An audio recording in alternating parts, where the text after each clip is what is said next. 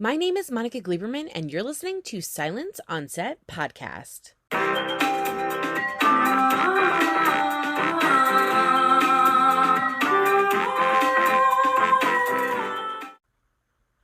On today's podcast, we're talking to the cast of Rare Objects. The film is about a young woman with a traumatic past who seeks to rebuild her life when she begins working at a New York City antique shop. So to talk about the film, we have actor, director, and co-writer Katie Holmes and actress Julia Mayorga.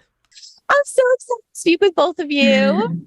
I love the movie. I'm obsessed with it. I think there's just so many great points in it. So I'm just going to jump in because I have no time.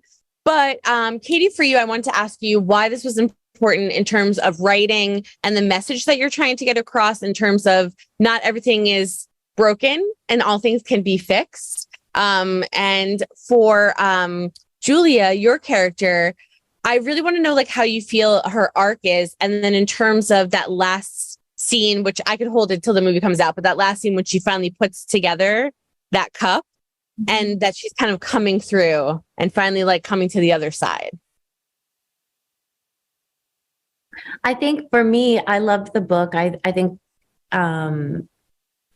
Kathleen Tesaro is a wonderful writer, and I just felt like the friendship between the two and watching Benita go on this journey was really something that kept me interested in reading. I wrote this with Phaedon Papadopoulos, and we worked on it together for years, and we went through different versions of keeping it in the 30s and then moving it to present day. And it was just important to really focus in on Benita's journey, and also the connection that you can have with strangers in New York City, and sometimes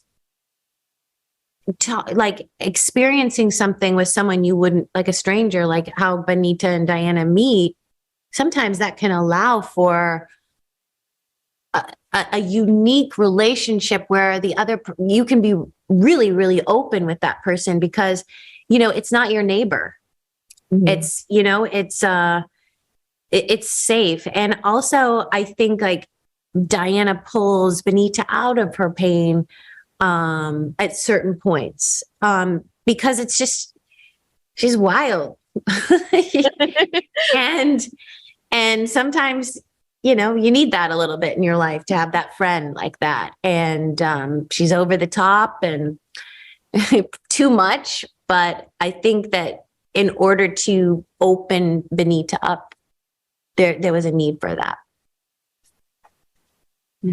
I think, there's such a journey with Benita. She starts off, not knowing what to do and trying out things that don't work. And she finds this friendship. And I think, sometimes when you do meet people, like, you're different versions sometimes with different people, and sometimes you're closed off, and I think maybe it was like kismet, perfect timing for her to meet Diana, who's polar opposite, and she needed that.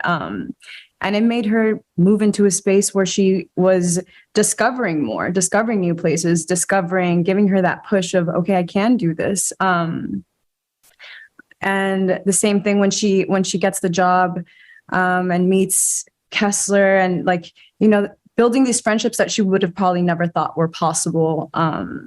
So it's a journey. And at the end, I think, sometimes when you're stuck in when you start off with something so traumatic, I think sometimes you feel stuck and you don't think it's going to get better. And I think Benita had so much support and so many experiences that at the end, the meaning of that cup was just, it was like, I am going to be okay. It's all right. Like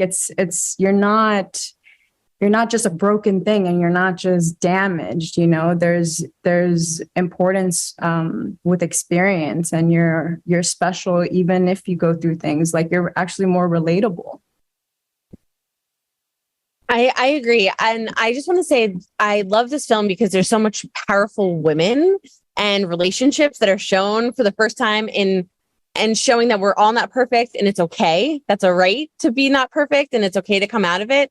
So I want to ask both of you just really quickly, what does it mean to you to show that on screen? And what are you hoping fans take away from this film? Because I was super emotional when I watched it and I really connected to it.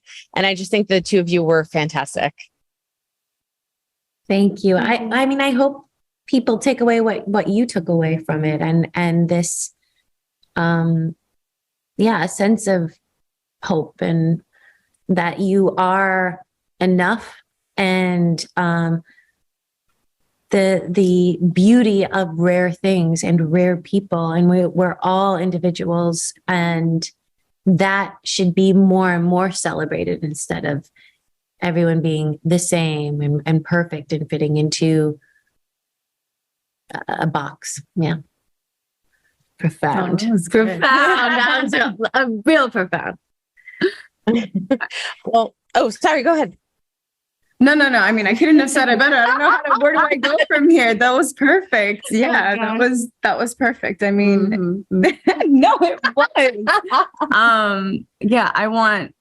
I would love for people to take away hope. I would love for people to take away not being afraid of being themselves, not to feel shame even for whatever you go through, and also taking the time for whenever that is. There's nothing wrong with like when Benita goes through, she took the time to take care of herself in the way that she knew.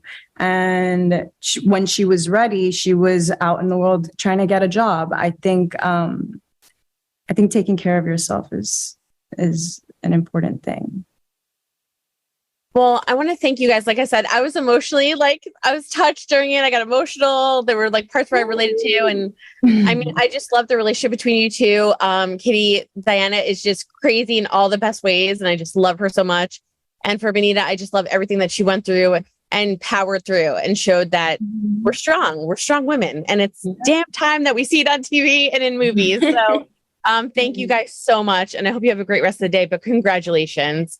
Thank you. You made our day. Thank you. Thank you. I'm going to remember this interview, and I appreciate you. Thank you. Well, thank you so much. I hope you have a great rest of the day, and I hope it goes nice and fun and smooth and you're not bored all day.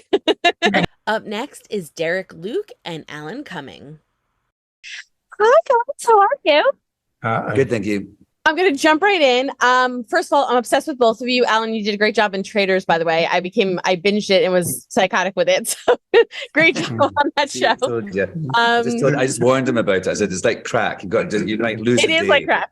For sure. I watched one episode that just went through the whole thing. Derek, I love you too. I love all of the work that you've done. So both of you, it's an honor to speak with you. For this film in particular, I feel like both of your characters are really supportive of women and what they're going through in this film. So why was it so important for each of you to kind of almost in a way, the shop, I feel like represents that we can all be broken, but we can all be refurbished in a way and still come out beautiful and look in a beautiful way. So what was important for each of you to kind of hit in this film for your characters? Well, for me, I felt that I think what I represent is a sort of a nurturing, in a way, a lifeline to Julia's character, but also there's a sort of a pragmatism to him. He's got to keep selling, and he's got to keep that world afloat, so he seems really together and kind of on the more business side of show business. And then you kind of discover all this stuff about his past and you see that he's broken too. So I think it was just to try and really I suppose the key scene into his story is when Julia comes to meet him and he's a little drunk and he gets upset, because I think that's really important to see. And also, to see people being vulnerable and being open and authentic, but also to see a sort of middle-aged queer person reflected in a sort of true light. It's a group doesn't have much airtime, and I really like that. I really like that we saw someone who wasn't a cliche or a stereotype, sort of telling his truth. So that scene especially was very important to me. Mm-hmm. Yeah, he's like a beautiful man, and that's all we need to know. And that's what I love. Yeah. Wow. What about for you, Derek? I thought your question is like reflective, and I was just on a interview with a colleague, a female actor, and she was talking about being supported on a project and how she felt our showrunner really supported her. And so just based off of what you were sharing, I think that what I love about Winshaw is that their relationship was about being authentic, where sometimes traditionally that's not the frame or relationship you see reflected on film. And I think it was great. Even growing up as a young man, and I didn't hear a lot of that. I just more so heard the, traditional of, the complications of a relationship. It started out as friends and it got complicated. Right. But I think for Winshaw and Julia, I think first things first, let's work on being authentic. Because if you're broken, I heard someone say a half a man attracts a half a woman and a half a woman attracts a half a man. So I think they both understood about being authentic and being whole. Yeah. And then it's so beautiful too, because with everything that's kind of going on, these men they're not pushy, they're not preachy, they're there to be supportive. They have their own problems going on, right? But they all kind of sort of work through them in a way that shows us like we can get through things. Like it's okay. It's okay to not be perfect. It's okay to be flawed. It's okay to, have all of these things going on. And it's okay to also accept people that you just met and have connections. And that's the beauty of life, right? So to kind of, I guess, a two-parter, because I don't know how much time I have left, but to ask you guys for the first part, what is that like to kind of display that on screen? Like Alan, you had mentioned like being able to play a character that is not represented. Derek, same kind of thing for you. For the girls, it's the same thing. Where women were either crazy instead of just being accepted for what we're going through. Right. So what was that like for you to kind of represent those things that we don't see on screen? And then the second part is, what are you hoping fans get from it? Because, I mean, it's so well done. And it's just such a beautiful film. And it has so many great messages in it. Well, I think it's interesting. Your question made me realize about how in this film you see various people who have had trauma or are broken in some way and dealing with it with varying degrees of success, but also the men in it are, as you say, not pushy. They're more kind. They're more facilitating, and it's a woman heavy story, and I think that actually the making of the film also reflected that, with a female director and writer and a female director of photography. That the energy and the sort of feel on the set was very similar to these elements in the story, and it made it kind of easier to do because you were sort of in that. We were in a place where kind of women were in control and were kind of leading, and we were these people who were just sharing our stories, but also in a supporting role. And I think that was really, I like that. Yeah, it gives balance. Yeah, changing, sort of, hopefully more of a changing of the guard, and regarding what audience will take away. I don't know, is layered. I know. but just hearing some of the questions, as Alan said, like you've made me reflect on so many inroads. Yeah. And so first of all, thank you for that.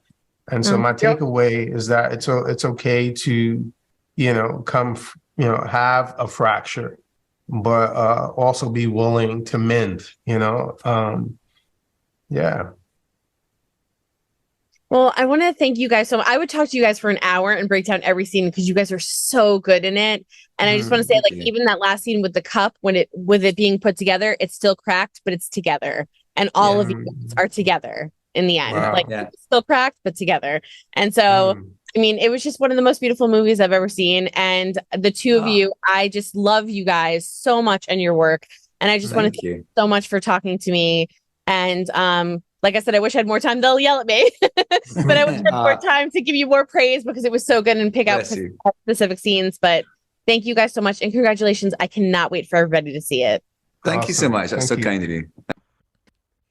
Hope you guys enjoyed listening to Katie, Julia, Alan, and Derek talk about what it was like making this film, why it's so important to them, and the power of it's okay to not be okay. So if you want to check out the film, you can rent it on YouTube, Movies and TV, Amazon, and basically anywhere on demand. So go check it out. And don't forget to hit the subscribe button so you're updated on all of our latest podcasts. And head over to our YouTube channel, hit subscribe so you're updated on all of our video content.